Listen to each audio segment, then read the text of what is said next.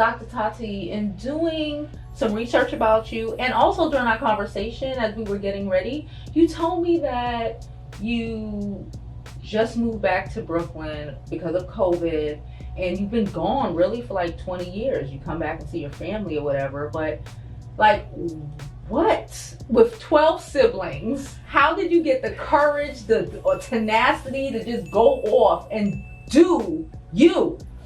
Yeah, so it has been 20 years, and that's so, so interesting because I left at 17, and I had an opportunity to get a scholarship as a full track and field scholarship. Amazing. To Syracuse University, and I was 17 years old. So if you could imagine a 17-year-old Afro-Latina growing up in Brooklyn, New York, now headed off, the first one in her family to go to college. Yeah. Okay. To head up north in the snow, in the blizzard, in the cold, right? In the cold. But I think that both my athleticism and my academic honors paved that way, but also the fact that I was running away from all these siblings. Oh, hopefully my parents don't get mad when they see this. You know what? It was a double-edged question because I felt the same way. I have a lot of siblings, and I'm the oldest, so I get it. So you threw me an alley hoop on that one. You threw me an alley hoop. So thank you for feeling my. I'm not gonna say pain, right? I'm not gonna say pain. However, my obligation. Thank you so much for that, because word and context is really important. Yeah. I didn't know that 20 years ago. 20 years fast forward, now I tell a different story, right? And so I had an opportunity to go to Syracuse University, and I wanted to just be out. I really did. Syracuse probably wasn't my first choice at the time. I was being recruited at a few schools, both again for athletic and academic achievements. And my dad was like, no, you going to Syracuse University. I wanted to stay close to New York. I had a little boyfriend at the time, had a high school sweetheart, and I didn't want to go away far, I wanted to be just far enough so that I wouldn't have those sibling obligations and responsibilities, but close enough that I could be booed up. You know what I mean? and I know we'll talk more about that, right?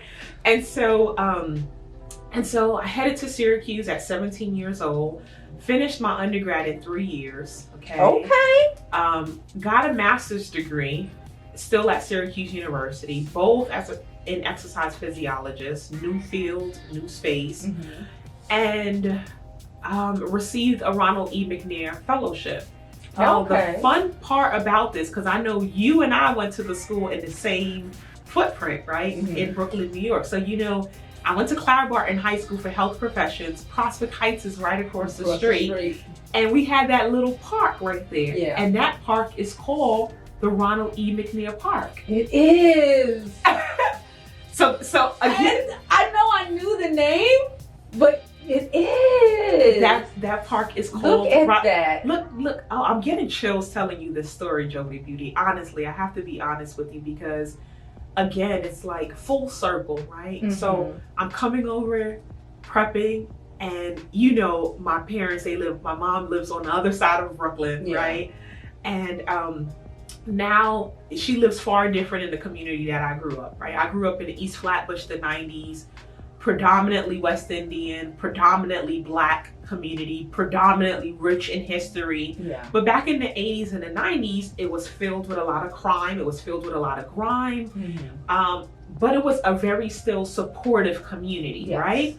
And so now my mom lives in Georgetown. Excuse me. She won't say Canarsie, but we don't hold it against her. So she lives on Georgetown, which is a higher socioeconomic working families community, predominantly Jewish community, predominantly also Russians, white community for the most part, right? Definitely mixed culture, but not Caribbean and Black culture, right? So I'm driving over here and I pass by coming down Eastern Parkway, right? It takes me up Rogers Avenue, looks so different. I'm looking at the diversity, I'm looking at the equity, I'm looking at the transformation and the gentrification of the neighborhood, right? And I'm like, oh my gosh, this is completely different than when we grew up, right?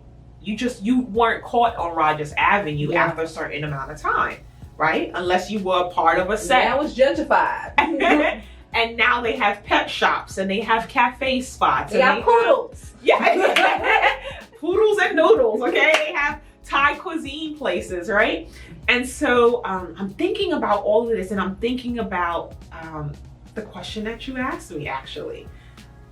And without even knowing that you would ask me this question, drive down, pass by the school, see Ronald McNair. I said, oh my gosh, that park is called Ronald McNair. I was a Ronald E. McNair Fellowship recipient and scholar at Syracuse University. Ronald E. McNair is also, of course, one of the first Black astronauts to go into space and die, unfortunately, right? And he's also from the state of South Carolina, which is where I got my doctoral degree a few years later, right? So you see that connection? And I'm passing by, I see botanical gardens, I see the Brooklyn Museum, I see the Brooklyn Library, the other park on top of the hill where they always have our annual Panamanian festival, right? But I know what you're talking about. Yeah, at Grand Army Plaza they have fruits and vegetables and food and the farmers market, right? And I said, oh my gosh, like people are out. It's a beautiful day in New York, Brooklyn, New York today.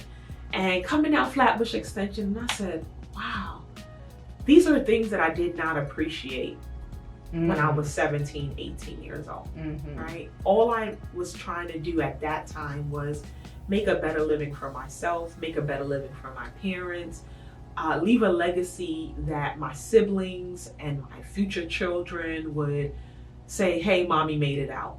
Yeah. Right? And when I relocated to Panama in the end of 2019, I left healthcare, and I was, served on a leadership team there doing data for a hospital in Maryland. And when I left and returned to Panama, a lot of people didn't understand my transition, right? You're educated, you're beautiful, you're golden, you're living this amazing life, you're doing great work here. Why are you now transitioning and going back to Panama, right? Yeah. Like this kind of, you're going back to the third world country, you're going backwards, And I still, I'm a woman of faith, and I've shared that with you, and that's important to me. And so I truly believe that I was led by God, right? So I leave, I go to Panama, and it was really like this connection back to some things that were important to my foundation, right? Understanding how my dad grew up. My dad is from Colón in Panama. My mom is from Paraíso in Panama City, right? Paraíso means paradise, right? So going back to now experience that as an adult, live in that, have the freedom and the luxury of life to say, hey, I've put in good work. I have. Yes, I'm young, but I've put in good work. I've served my community here in the States. I want to go back and serve my community back in Panama, which I feel still connected to that. And the pandemic hit. The global pandemic hit. And it's crazy because when the pandemic hit, for me, I was actually in Thailand. I was in Thailand the end of December, beginning of January. And in Asia, they were already like putting measures in place in terms of wearing masks, social distancing, washing hands, things like that. But the US was really slow, delayed, right? In responding. The former administration was really delayed in responding to this global pandemic. It had not reached the US like it had reached other parts of the world. And so in January, after returning back to Panama, I'm in Panama, enjoying, living my best life. March hits, the US shuts down, right? And now, of course, Panama, they follow a lot of rules and a lot of similarities to how the US is governed. And so our President Nito, I say it like I know him personally, right? So our president of Panama, he issues a statement, and he's basically like, hey, we're going to shut down the borders. If you are American or otherwise, if you're not Panamanian and you have an opportunity to go out, you probably should leave the country now. Yeah. Right? I had a cousin that was in Panama, and we were all saying she better bring her. Wow. I get many calls to say, hey, are you coming? Are you coming? Hey, are you coming? And I'm like, everything's gonna be all right. It's the pandemic. It's gonna blow over. It doesn't make no sense for me to come for 1 month and then have to come back, whatever. I get on the last flight out. Literally a red-eye flight, the last flight. Wow. Okay, the last commercial flight that's leaving Panama. The airport, and I can share some of those footage because I haven't even shared that with immediate family, right? The airport, you can hear a pin drop. And Panama airport is busy, it's vibrant, it's full of culture. You can hear a pin drop. You can see people saddened by what's going on. You can see people trying to figure out how are they going to get to their family and not be stuck. Yeah. Right? Because Panama, unlike the US, went into a full lockdown where you were only allowed to leave your house 2 days, 2 days a week. Men based on your one gender. Day, women the other. Yeah. 2 hours based on your cellular number, which is equivalent to your social security number, right? And you only have basic necessities: the grocery store and healthcare. Restaurants were not open, parties, bars, all this other things that were still kind of vibrant here in the US, even though in New York it was the epicenter of things happening. Yeah. That was not the case in Panama. Now, I don't know what it is to grow up in that, right? As I shared, my parents came before Noriega, before the lockdown in the 80s.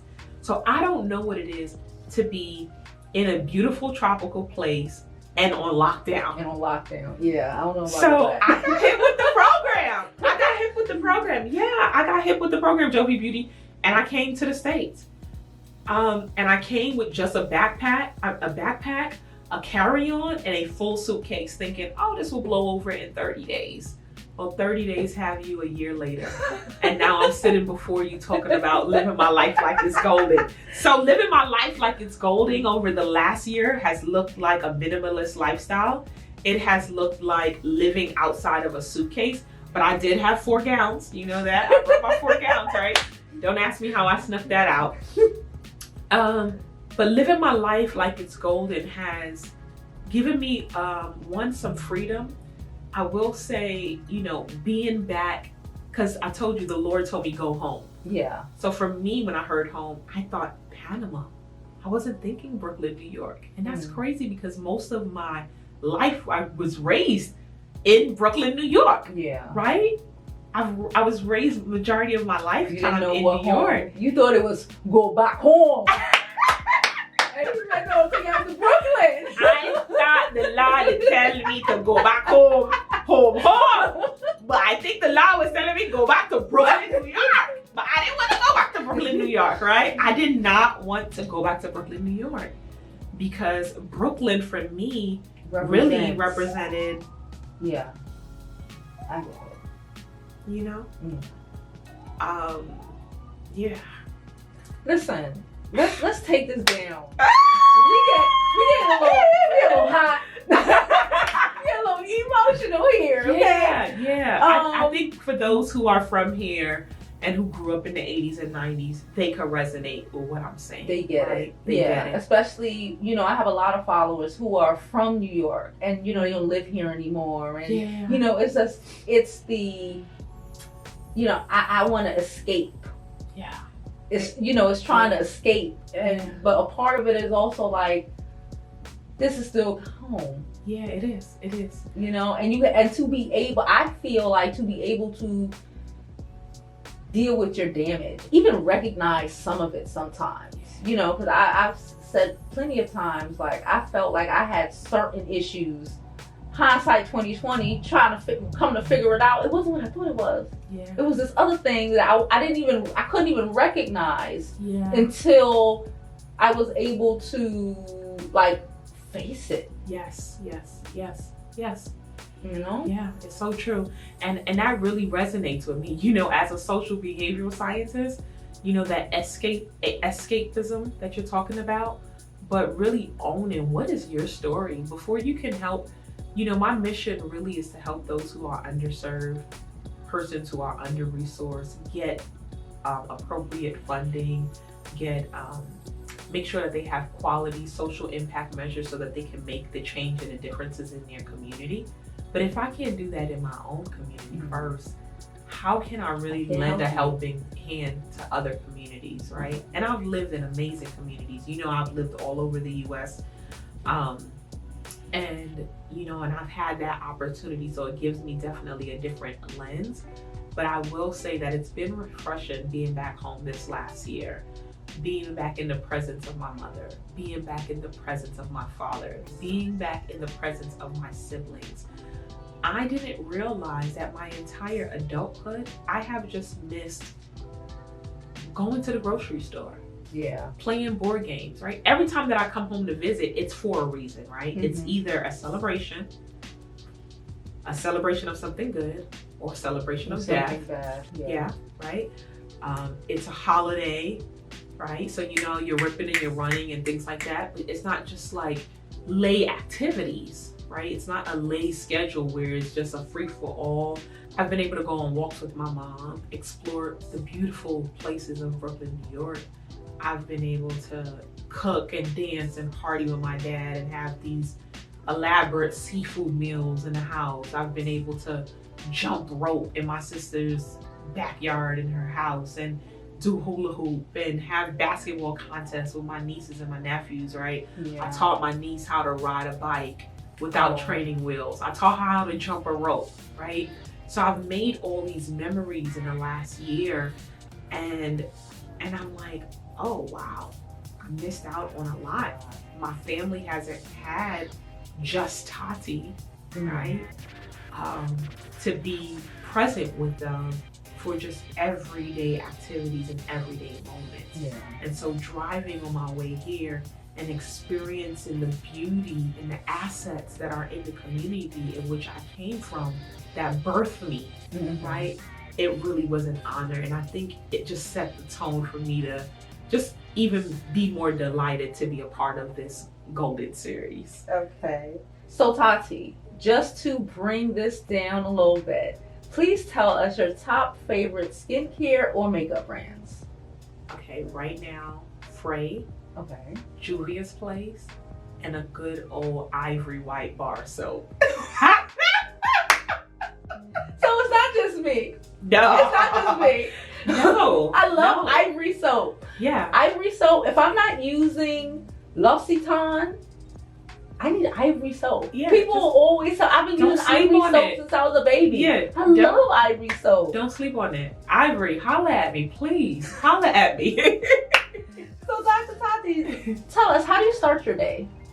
Oh, I can tell you this. So, the Lord be waking me up early. Apparently. Clear. Yeah, I know. I've sent you responses very early in the morning. So my day starts about somewhere between 5 and 5:30, sometimes 4:30 and 5:30. And I wake up, and the first thing that I probably do is internally or even out loud, I'll just thank God, honestly. I just thank God for life. I thank God for breath. I thank God for movement in my body. Just really try to start my day with a spirit of gratitude and also with affirmations. And then at 6 o'clock in the morning, then I stumble to the kitchen and I'll make my tea at 5:45-ish. And I have to have my tea every day. And then at 6, I join a prayer call and I participate in that for about an hour and a half. And then it's like work. Boom, literally. My days off are Sunday and Monday. Okay. Because, traditionally Saturdays are working days for speakers and teachers. So what does a day in Dr. Tati's life look like? My day looks very diverse. It also looks inclusive, meaning that I can have a day where I'm talking to folks in Japan, to partners in Japan. I'm talking to partners in China. I'm talking to partners in the UK. I'm talking to partners in Baltimore City, 21223 West Baltimore, shout out. I'm going for a run. I'm working out with my girls. We do this virtual boot camp workout, right? My day can be filled up with writing. It could be filled up with just reflection. It could be filled up with podcasting or speaking or teaching webinars. You control your life.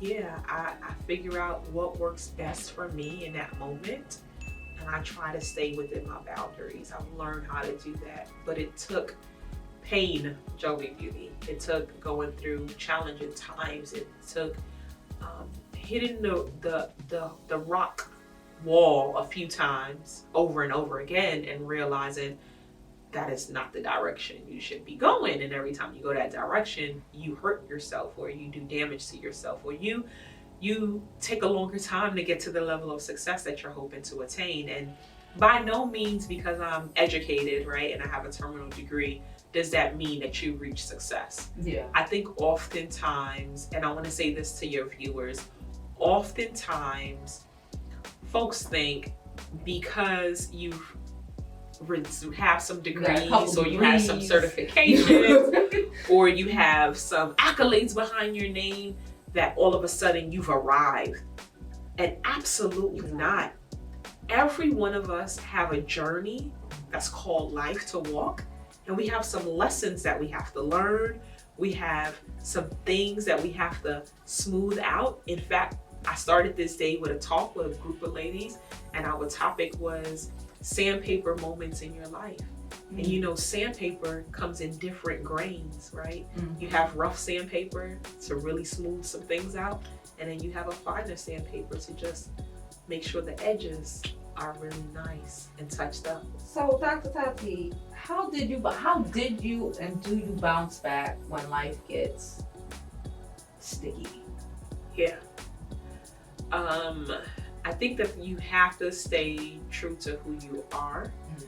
I think that you have to understand who are your supporters.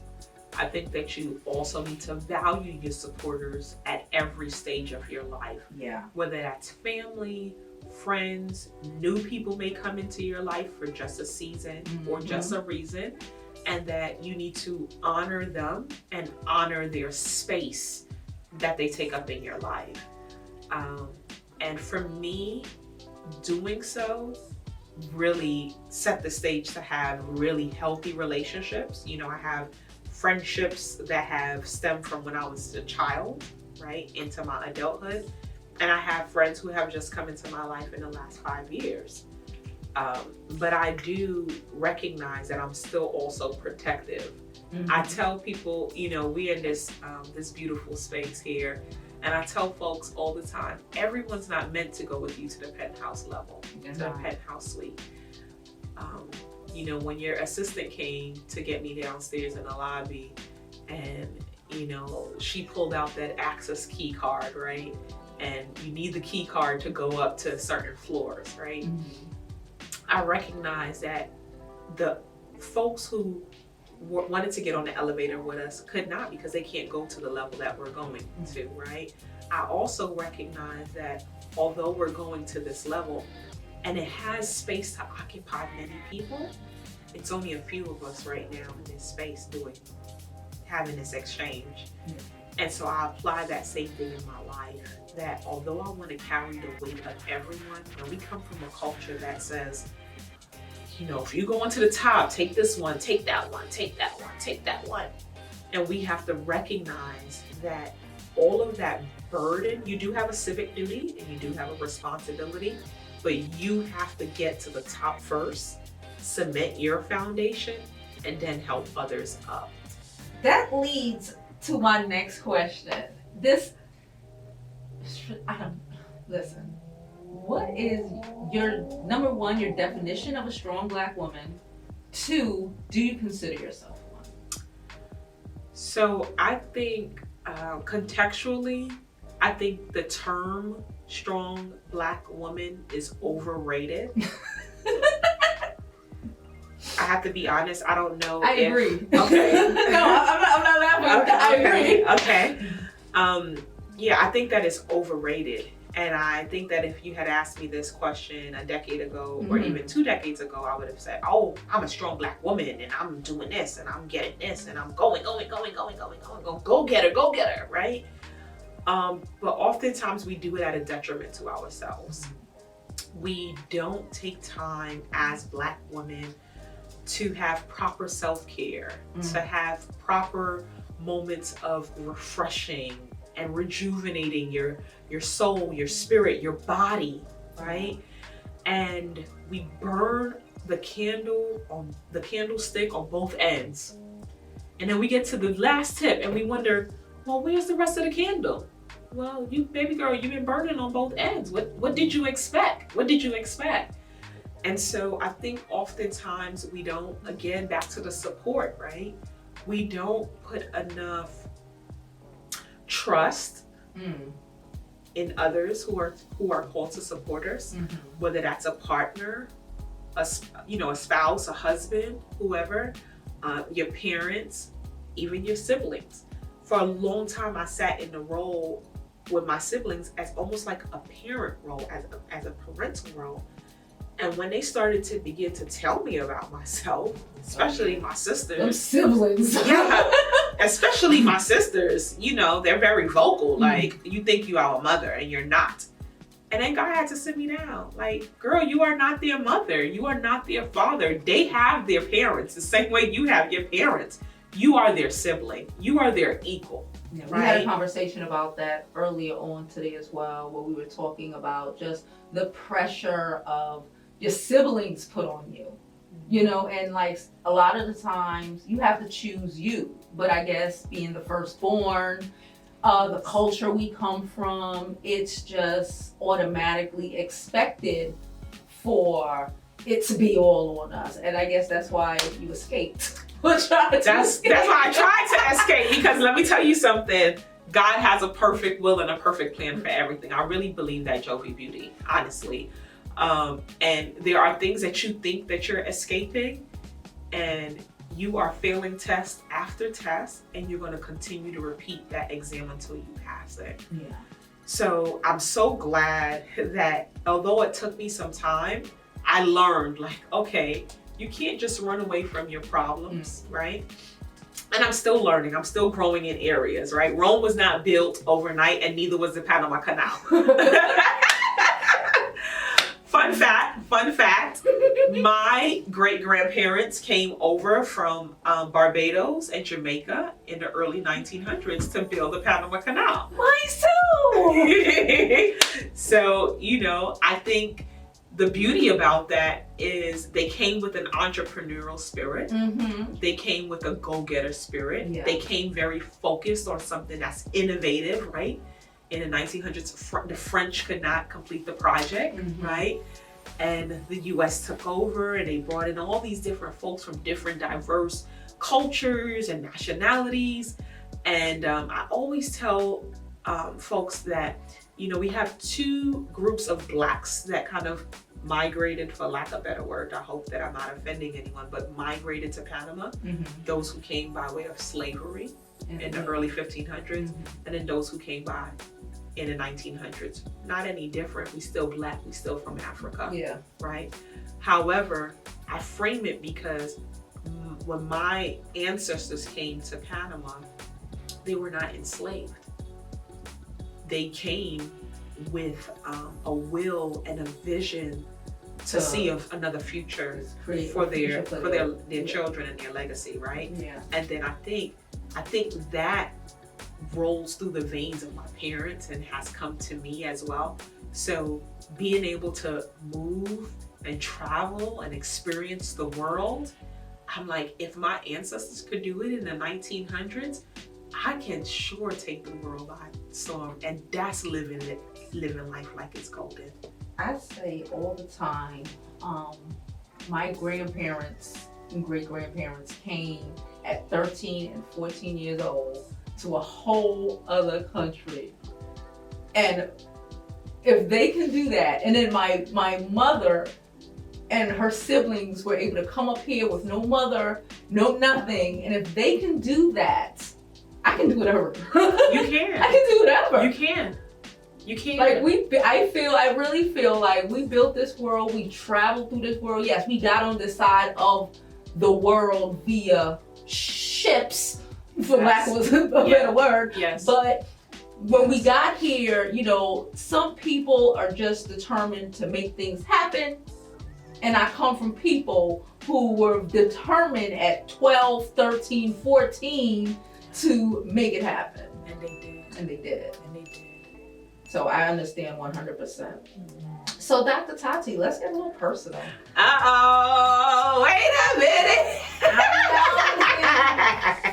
See, all this luxuriating and planning your, you know, and living your life to the fullest and living your, I breathe that. I love it. Yes. Girl, are you married, divorced, single, children? Tell me the situation. This is the situationship.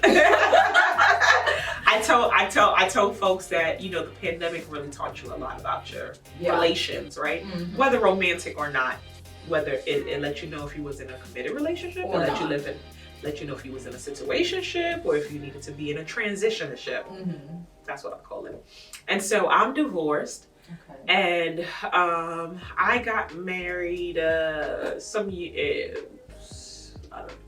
years ago.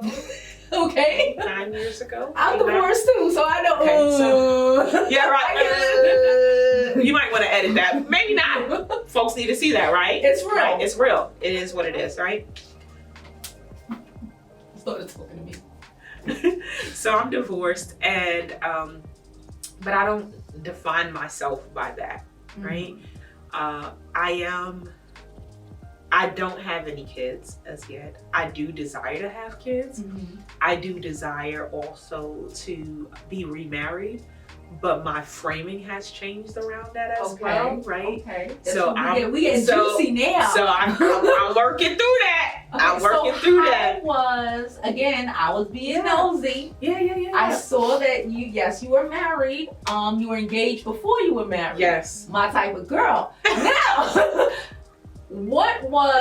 how are those type of men in comparison? We don't have to get too deep because it's not about them, right? Yeah. It's really about what we learn about ourselves and just, you know, we are a promoter of marriage here. Yes. I do not believe in, personally, children out of wedlock. Yeah. That's how I am. Yeah. I you know, so I get why you don't have children yet. If, you know, it is what it is. But I want to know, in comparison to your ex-fiance, your ex-husband, even just your situationship now. No, I ain't got a situationship. Oh, now. Okay. I ain't got a situationship now. No. Let's clear. Let's make that clear on the editing. I don't have a situationship. Okay, so let me restate. Yeah. But, so, in comparison to the ex-fiance, ex-husband. Yeah, sure. Who you're with now. Yeah. What is the new imagery that you're looking for? What has age, growth, experience, and maturity taught you? Yeah, so one thing for me, I knew what it was to just be committed to a relationship, even at all costs, even at the detriment of your health. Ooh, speak it, okay? Physically, emotionally, mentally, and spiritually. Okay. And even financially, if I keep it real. I'm about that life. Yeah. Okay. Well, when you're married, you do things a little quite different, right? And when you think that you're building collective for a common mission, you do what you have to do to support your partner. Yeah. And you pray and you hope, because you go into the marriage with a sincere heart that you're doing it as a team, right? And everyone is not 100% every single day. I'm not 100% every single day, right? And so, you know, I told you I had a high school boyfriend, right? We carried that relationship high school and through college, in fact, actually. And I wanted to get married. I wanted to get married to him, girl. And maybe at the time he did not want to get married, and we weren't ready to get married, right? I graduated undergrad at 20 years old. Yeah. I graduated undergrad at 20. I was looking at this the other day. Like, I went in at 17. I finished in 3 years. I graduated undergrad at 20. I finished my master's in a year and a half, and I was going on 22. Okay? You just was allowed to drink. Ask me a glass of wine on that one, right? And I had a year off, and then I went into my doctoral program at 23. So at 22, I was hoping to get married to my high school, college sweetheart, right? And because he didn't ask me to marry him fast enough, I don't know, you know how we do as females, you know, like, I want what I want when I want it. And then I had a teammate who I had trained all through college with, and we spent a lot of time. We were great friends, right? We spent a lot of time with each other, and you know, when you spend a lot of time with someone, you grow an affinity towards them, right? So of course I'm like, oh, okay, well, and it's crazy because my high school, college boyfriend would always be like, oh, I feel like there's something going on with you guys. I feel like there's something going on with you. So I know it was really crazy when we actually did get together, right? But it was, I had finished undergrad, I had finished my master's, and then we decided after I was no longer an athlete to date, right, and pursue a relationship. And then I was in that relationship for about 6 years.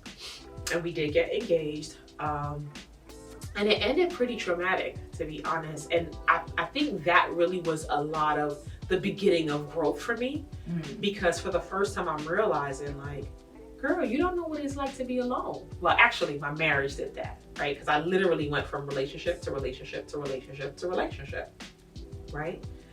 And I had not been by myself until getting separated and divorced, right?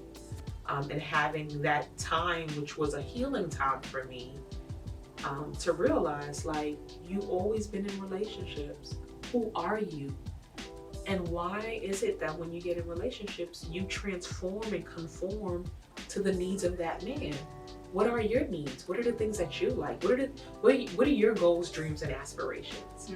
Right? What are you doing for you? And so, you know, we come from a Caribbean and Latin culture that, you know, in that there are some contextual things in terms of how we are supposed to show up domesticated and serving and loving and nurturing as a woman, right? And bold and fierce and all of that. And so I did that in relationships that, not to say that those relationships weren't deserving, but we were not yet married. Yeah. Right? So too much. Yeah, I was showing up as a wife, and you're just a girlfriend, boo. You're doing too much. You're just a girlfriend. Like, slow down. And I would tell young ladies that now, right? Like, you are not a wife. Yeah. And I think oftentimes when you are a woman of faith and you are cultivated in a Christian environment specifically, that there's too much sometimes pressure on the woman preparing to be a wife, and not enough pressure on men preparing to be husbands, right? That's true. And I say that because if you think about your daughter, right? You have a daughter. From the time she comes out, you give her a little baby doll, right? She knows how to be nurturing and loving and well, I need you to know how to fix a car. I need you to know how to fix a tire. Right? Like, I gotta cook meals. You can't even put this dresser together. Sir. We're not gonna beat up on the guys. We're not gonna beat up on the guys, right? But again, just framing it, right? Couldn't finish my doctoral program. Engagement was called off. Found out he was cheating. I wasn't. I think I was doing what I needed to do when we were engaged, but you know, I disclosed that I had cheated as well. You know, in a relationship, and so, you know, looking for things to fill those voids in my life, and I was carrying that weight and sweeping everything up under the rug, sweeping things under the rug. And you know what happens when you sweep things under the rug? When springtime comes, your allergies start acting up because you didn't dust. you didn't dust, you didn't wipe down, you didn't clean, you've been hiding all the dirt, all the junk. And literally that's what happened, and I had a breakdown. I suffered with meningitis and encephalitis, which could have taken me out, killed me, literally. I was hospitalized for a month with that. But I had a whole lot of things happen. Personality changes, traumatic things from childhood come up, right? Pains and problems and issues that I ran away from at 17 are now I'm a 28, 27-year-old woman, and it's all coming out, and it's coming out explosive. I went into a depression, and I literally had a breakdown, literally. And I thought that relationship, and I don't want to blame it on the relationship because you can't take things out of context, right?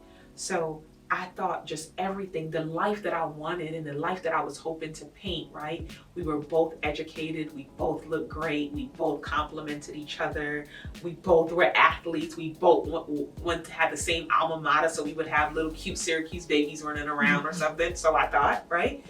And God said, pump those brakes. This is not the direction in which you're going, right? And so that taught me a lot, and I had 1 year off, but that 1 year was not enough, right? And I thought I was healed. And what happens is if you move too fast in your healing process, you leave the door open for people who take advantage of vulnerable folks to come in and steal your joy once again, right? But this time I was a little bit wiser. And so, yeah, a year later, I had met my then former husband. And then 3 months later, he was asking me to marry him. And I agreed, and I was swept off my foot. And 5 months later, I was getting married. So within 8 months of meeting someone, you were married. I was married. After just breaking up out of a relationship for 6 years. And being engaged to that person for like 2.5 years. Literally just calling off a wedding the year previously. So I called off a wedding in 2012, and by the following summer I was married to someone completely different. Now saying it back to myself is like, girl, you was crazy. You was doing way too much. And everyone in your circle should have been screaming at you like, pump your brakes. Now, some people did speak up and they were vocal about, not being in support with the direction in which I was going. But I was 28. My clock was ticking. My clock is still ticking now at 37. But my clock was ticking, so I thought. And I thought, I needed to be married. Gotta get married. Then I got all these degrees, right? I'm Dr. Tati. I need to get married. I need to buy a house. I need to have kids. I need to have little babies running around and I thought still, again, going back to that cultural perspective, that my worth boiled down to being married, having a home, and having kids, despite the accomplishments that I had made up until that point. So Jovi Beauty, what I've learned from that is to, one, take time to heal myself. So it's funny how God will choose to heal you. Because when I initially got separated in my marriage, I took a position in healthcare, and everyone I was surrounded by was men. I reported to my executive director, who reported to my CEO, men, black men. Those who served on my team were black men. Okay, the community in which we served, men. And I'm like, I am over here hurting. I don't want to be encouraging no man. I don't want to encourage no man. I don't want to see a man. I don't want to talk to no man. I'm angry. I'm upset. I'm frustrated. I'm hurt. Why did this happen to me? What did I miss? What did I do? How God? How, Lord? I thought I was living my life like it's golden. But sometimes when you think you living your life like it's golden, you forcing things. You forcing pieces of a puzzle to fit together that was never intended to go together. And I learned. And so I had to sit with that, right? I had to sit with that. I had to grow. And this time, I was determined to grow. I was determined to say, hey, I can't do it like this anymore. I have to learn something different. I have to know what my needs are. I have to know what my wants are. I have to be healed from all of those things that hurt me in the past in relationships, right? And so you got to go on dates to do that. I never dated ever in my life. Could you believe that? Wow, really? I never dated. I just never went from relationship to relationship. Yeah, if you said you liked me, you're my boyfriend. We were boyfriend and girlfriend, and we were in a relationship. Oh. I never dated. And see, I wasn't the popular girl in school, right? I wasn't like the girl with the banging body. I was the girl who was a toothpick. Yes, I was a student athlete. Yes, I was, an all-star or whatever. And yes, I was studious. And yes, I was likable, right? And I was approachable and I was empathetic. Those are just same things who I am today.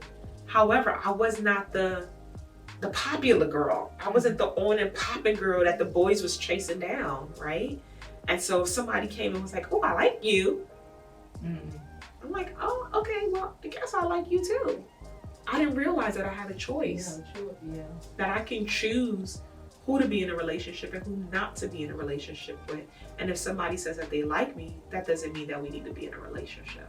Yeah. I've learned that even if someone loves you, that's not really a good reason to be in a relationship with them. Well, that's even a little deeper.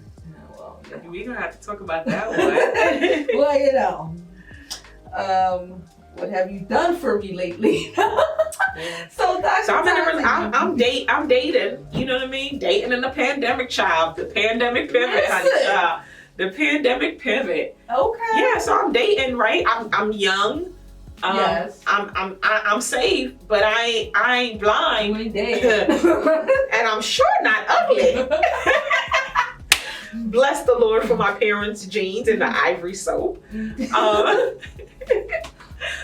Yeah. Okay, so Tati, one last real question. Just what's your mantra?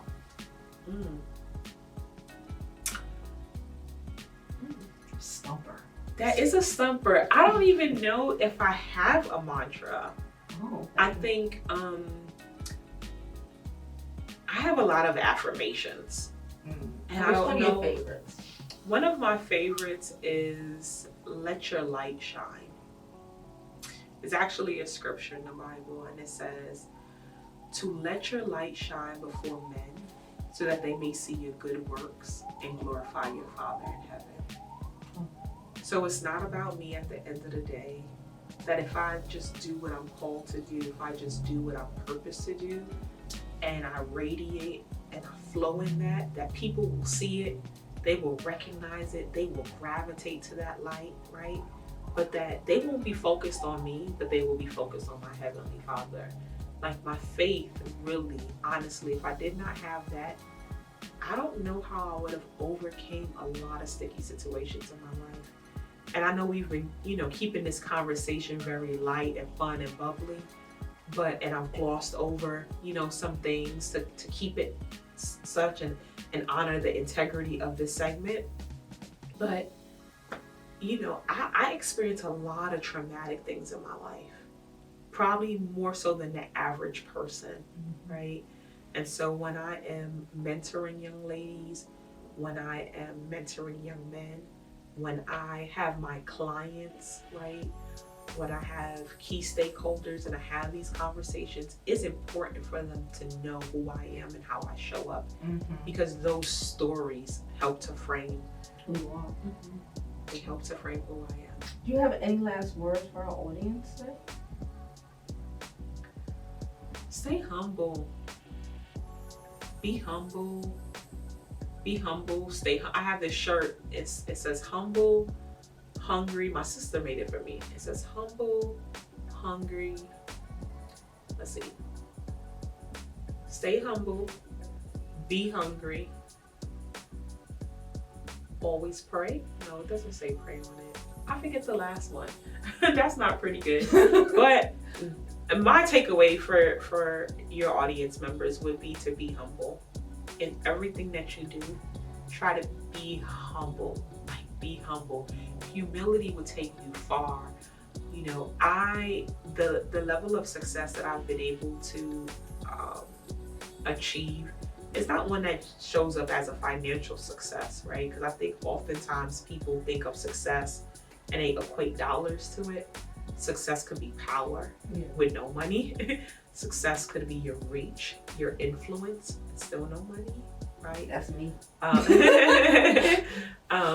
So my dad, when I was going through that traumatic time in my life, he sat me down and had a really deep conversation with me. And I was crying out to him about success, because I had an opportunity to work for CDC, which I had wanted to like all my life, right, in Atlanta, Georgia. And I could no longer take that opportunity. I wasn't strong. I didn't finish my doctoral program on time because of the health stuff. And I was going through a lot. My dad said, well, whose success are you chasing? Because you define what success looks like. If you want to go fishing every single day and live out in the country woods, that's what success looks like for you. If you want to live in the nation's capital and read books from your penthouse suite, then that's what success looks like for you. If you want to be traveling all over the world to explore cultures and food and wisdom and opportunities, and that is what success looks like for you. So you define what success looks like, Jovi Beauty. No one defines what it looks like for you. And for me, I've always just allowed myself to be open to experiences, and that's how I've been blessed, right? I wanted to go to Africa one year, didn't have an opportunity to go, was still saving my coins. I got a call to say, hey, we have an opening to go to Africa. Everything's paid for, Dr. Tati. Just go get your vaccines. We're paying for that. We got your room, we got your food, we got your lodge, we got everything, your activities, whatever. Just come on over and join us in Uganda, right? My first time going to Africa.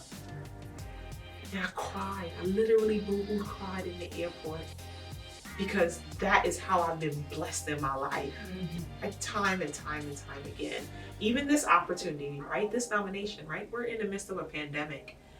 And how wonderful it is to be honored, be featured, and just to reflect on my storyline, right? And think about my rich history. Not a lot of people have an opportunity to do that, and I recognize that. So I don't take it lightly. I really don't. I don't take it lightly, and I do appreciate you for all that you're doing. You know, I'm always praying for you behind the scenes. I'm always a phone call away for you to ask questions, to bounce ideas off, you know, to inquire about anything, especially in the faith space. But stay humble. I say that to you, I say that to your viewers, and I say it back to myself, because you have all these cameras in here.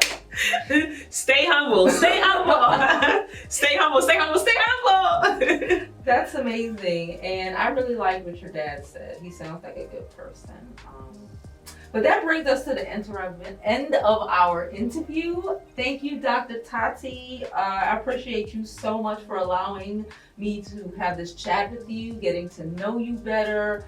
You know, just, you know, this experience has been a blessing. And I appreciate you so much. Thank you so much. And as always, I hope you live your life like it's golden. I hope we all live our life like it's golden, because there's no other way to live it. Love it.